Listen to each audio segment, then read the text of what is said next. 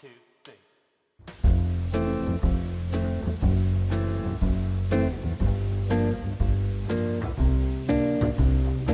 Hard water is, we see it particularly in the Midwest and lots of places where we have water quality problems, right? And so most of the people that we've run into, we recommend they put in water softeners. And the reason is that you got scaling.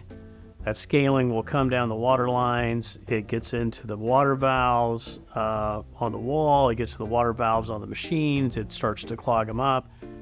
It's probably our number one service call is water valves that are stuck open. So the calcium, the lime, stuff gets in there, this starts to corrode, and then it eats away at the seals, and then they don't want to seal down properly anymore, and then the water leaks through it. It also requires you to have more chemistry because you've got a lot of the chemistry and water conditioning properties is to overcome hardness.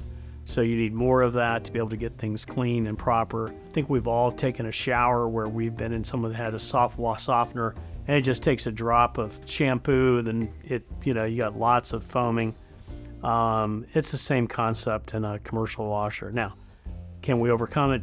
Absolutely. But I think ultimately most people should, if they have that tested, they need to understand water quality. What are they dealing with? And can they put a softener in? There's some other technologies out there that are unique, but softener certainly is the most probably common and the most frequently used.